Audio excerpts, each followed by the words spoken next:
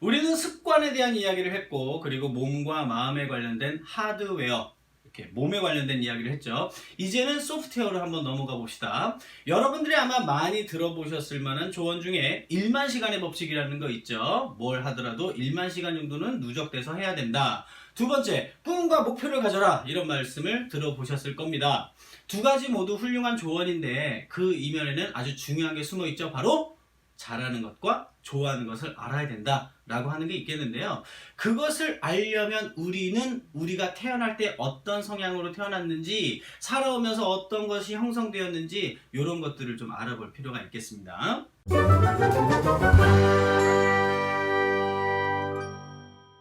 그렇다면 첫 번째, 기질에 대해서 알아야 되고요. 두 번째, 살아오면서 형성된 신념, 가치체계, 정체성, 이런 것들에 대해서 알아봐야 되겠고요. 세 번째, 나의 행동, 그리고 시행착오의 양, 이렇게 세 가지 관점에서 이야기를 한번 나눠봅시다.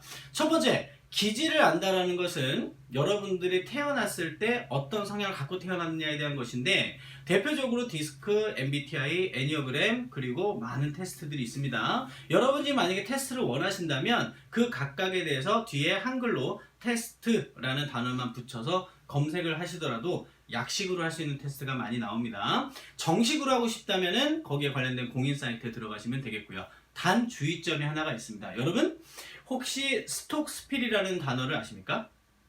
설득하는 기법 중에 하나가 되겠는데요. 폭넓게 애매하게 설득하는 기법입니다. 점을 칠 때 많이 쓸 수 있는 기법이고요. 예를 들면 이런 거죠. 당신은 인간관계가 굉장히 좋지만 속으로는 개인적으로 사람이 멀어지면 어떨까 하는 두려움을 갖고 있군요 라고 말한다면 어떨까요?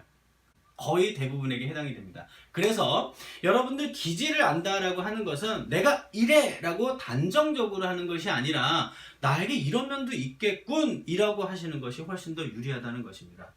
두 번째는 내가 태어났을 때 어떤 기질이 있다면, 두 번째로 내가 살아오면서 형성되어진 나의 고유한 가치체계, 그리고 신념, 그리고 정체성, 이런 것들에 대한 것을 알아야 되는데 뒤에 말씀을 나눌 거고요. 세 번째, 행동에 관련된 이야기를 좀 해볼게요. 제가 코치다 보니까 많이 듣는 질문 중에 하나가, 저는 꿈이 뭔지 모르겠어요. 저는 뭘 잘하고 뭘 좋아하는지 모르겠어요. 현재 전공이 마음에 안 들어요. 직장이 마음에 안 들어요. 이런 말들을 많이 듣게 되는데요. 요거에 대해서 제가 세 가지로 보통 얘기를 나누는데, 첫 번째는 이겁니다. 경험을 많이 하라는 거예요. 근데 여기서 말하는 경험은 죄송하지만 검색하시는 건 경험이 절대 아닙니다. 여기서 말하는 경험이라는 건 아무리 수동적이라고 하더라도 책을 읽어보시는 거라든지, 관련된 사람을 만나보는 거라든지, 그리고 그런 동호회 사람들이 모여있는 어떤 모임에 나가본다든지, 그 기업 또는 그 전문가가 일하는 현장에 가본다든지 하는 행동을 말하는 겁니다. 두 번째는 집중이에요. 내가 만약에 어떤 전공을 하고 있다, 내가 회사에서 어떤 일을 하고 있다 그러면 이거 아닌 것 같은데 라고 생각이 들 때 오히려 그 일을 적어도 3개월, 길게는 1년 정도를 정말 내가 스스로 인정할 만큼 집중해서 한번 파보십시오. 그럼 둘 중에 하나의 결과가 나옵니다. 첫 번째는 해보니까 정말 아니었구나. 그리고 해보니까 생각보다 잘 되네 라고 하는 결과가 나오게 됩니다.